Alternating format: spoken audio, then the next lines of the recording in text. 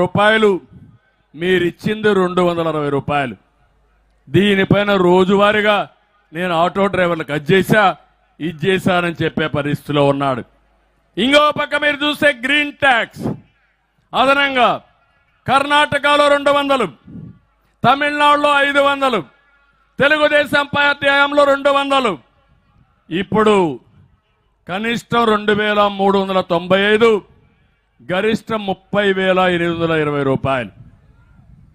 ఇది దోపిడీ కాకపోతే ఏమవుతుందని అడుగుతున్నాను.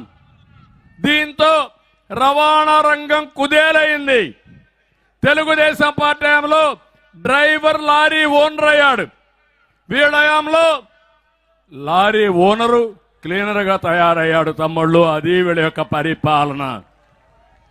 ఇది ఒక చెత్త పరిపాలన. ఇంకో పక్క ఆరోగ్యశ్రీ ఉదరగొడుతున్నాడు. నేను ఆరోగ్యశ్రీ ఇచ్చానని నేను అడుగుతున్నా. మీరు నమ్మితే ఇంకా మనం గోయిందా. ఆయనకు ఒక పేపర్ ఉంది, సాక్షి, ఇక్కడ కూడా ఉంటాడు అనుకుంటా. నెగిటివ్గా రాసి తప్ప ఇంకేం ఉండదు.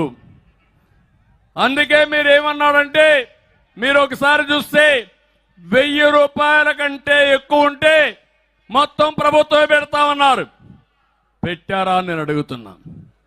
నిన్ననే అన్ని హాస్పిటల్స్ లో ఈ ఆరోగ్యశ్రీ పేషెంట్లు మేము తీసుకోమని చాలా స్పష్టంగా చెప్పి బోర్డులు పెట్టేశారు. అంటే కనీసం పేదవాడి ఆరోగ్య ఖర్చులు కూడా భరించలేని మీరు బ్రహ్మాండంగా పేదవాడి ఆరోగ్యాన్ని బాగు చేశారా నేను అడుగుతున్నా. మాట్లాడితే రౌడిజం చేస్తున్నారు, వాళ్ళపైన కూడా దాడి చేస్తున్నారు. ఇంకో పక్క ఇవన్నీ ఏమో గాని ఎవరన్నా చనిపోతే మహాప్రస్థానం పేరుతో ఆ రోజు ప్రత్యేక వాహనం పెట్టి గౌరవప్రదంగా మీ ఇంటికి తీసుకొస్తే ఇప్పుడు చూస్తా ఉంటే మొన్న కూడా పేపర్లో వస్తున్నాయి. చనిపోయిన భార్యని బిడ్డని స్కూటర్ పైన ఎక్కించుకుని ఇంటికి డెడ్ బాడీ తీసుకొస్తున్నారంటే ఇది ఒక ప్రభుత్వాన్ని మిమ్మల్ని అడుగుతున్నా, ఆలోచించమని రాష్ట్రాన్ని కోరుతున్నా. ఆ రోజు తల్లి బిడ్డ ఎక్స్ప్రెస్ పెట్టాం. ఎవరైనా డెలివరీకి రావాలంటే తీసుకొని వచ్చి సురక్షితమైన డెలివరీ చేపించి మళ్ళీ వాళ్ళందరినీ ఇంటికి తీసుకు వదిలిపెట్టాం. పిల్ల బిడ్డ కానీ తల్లి కానీ ఆరోగ్యంగా ఉండాలని అన్ని ప్రికాషన్స్ తీసుకున్నాం. ఇప్పుడు హాస్పిటల్కి పోయే దిక్కులేక మోసుకుంటూ డోళ్లు కట్టుకొని దారిలోనే రోడ్డు మీద డెలివరీ చేసే పరిస్థితికి వచ్చారంటే ఇది నాగరిక ప్రపంచమా లేదా మీరే ఒక్కసారి ఆలోచించాల్సిందిగా నేను కోరుతున్నా. ఇంకో పక్క మీరు ఒకసారి చూడండి, టిట్కో ఇండ్లు కట్టాం. నేనే ఆ రోజు కట్టాను. 3,60,000 ఇళ్ళు ఒక స్టేజ్ తీసుకొచ్చాం. మామూలుగా కాదు. ఈ నెల్లూరు జిల్లాలో 44,000 ఇండ్లు టిట్కో ఇండ్లు కట్టక ఘనత తెలుగుదేశం పార్టీది. ఎవరికో పెట్టిన బిడ్డకు వీళ్ళు పేరు పెట్టుకున్నట్టు మనం కట్టిన ఇండ్లకు ఈయన రంగేసుకున్నాడు. అవునా కాదా అని మిమ్మల్ని అడుగుతున్నా. మీరు కట్టారా ఇండ్లు? మీకు అర్హత ఏముంది? ఆ ఇండ్లు పూర్తి చేశారా? మీరు పూర్తి చేయకుండా ఆ రోజు కట్టిన ఇండ్లు ఈ విధంగా నువ్వు ఇచ్చేసి తప్పుడు విధానాలతో ముందుకు పోయే పరిస్థితికి వచ్చారు. ఈ ముఖ్యమంత్రి ఎలాంటి ముఖ్యమంత్రి అంటే, భూమి మీది మీ తాత ముత్తాత ఇచ్చారు వారసత్వంగా.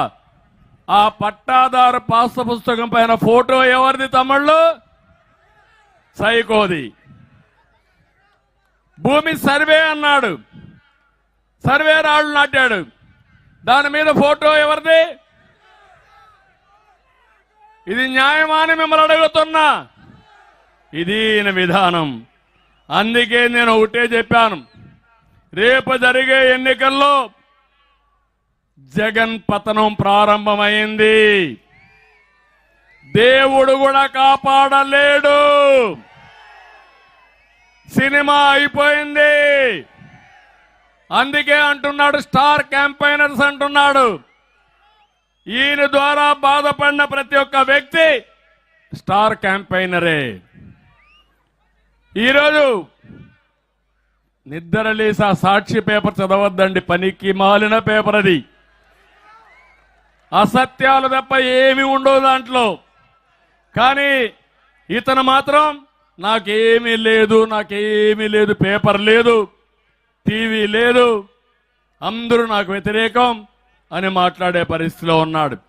నేను ఒకటే చెప్తున్నా, జగన్ ఓడించడానికి ప్రతి నిరుద్యోగి ఒక స్టార్ క్యాంపెయినరే. ఎండిన ప్రతి ఒక్క ఎకరం, మండిన ప్రతి రైతు గుండె రేపు ఎన్నికల్లో స్టార్ క్యాంపెయినర్స్ గా పనిచేస్తారు. పన్నుల బాధలకు గురైన ప్రతి ఒక్క పేదవాడు నా స్టార్ క్యాంపెయినరే. నాణ్యత లేని మద్యంతో ప్రాణాలు పోగొట్టుకున్న ప్రతి ఒక్క కుటుంబం తెలుగుదేశం పార్టీకి, ప్రజాస్వామ్య పరిరక్షణకు స్టార్ క్యాంపెయినర్స్ అని చెప్పి నేను మీకు తెలియజేస్తున్నా. రేపు జరిగే ఎన్నికల్లో 5 కోట్ల ప్రజలు కూడా స్టార్ క్యాంపెయినర్స్ గా తయారు చేసి వైఎస్ఆర్ కాంగ్రెస్ పార్టీని భూస్థాపితం చేస్తామని శపథం చేయాల్సిన అవసరం ఉంది. ఇక్కడికి వస్తే ఎమ్మెల్యేలు మీరందరూ చూస్తున్నారు. ఇక్కడ మా అజీజ్ గాని, పక్కనుండే శ్రీనివాసరెడ్డి గాని, వీళ్ళంతా ఏ విధంగా పోరాడారో మీరే చూశారు. ఇక్కడ ఒక ఎమ్మెల్యే ఉన్నాడు, అనిల్ కుమార్. అభివృద్ధి నిల్లు, మాటలు ఫుల్లు. ఇతని గురించి చెప్పాలంటే చాలా సమయం పడుతుంది. పోలవరం చర్చ వస్తే 1% 0.5% అంటాడు. పోలవరం ఎప్పుడు పూర్తి చేస్తామంటే బుల్లెట్ దిగుతుందంటాడు. నీటి పారుదల గురించి తెలియని నోటి పారుదల నేత అయిన మన కర్మ. అందుకే ఈయన చూశాం, తొడలు కొడతాడు, మీసం మెలేస్తాడు, పిచ్చి పిచ్చిగా మాట్లాడతాడు, గావు కాకలు పెడతాడు. కానీ అభివృద్ధి అడిగితే నోరు కూడా తెరవలేడు.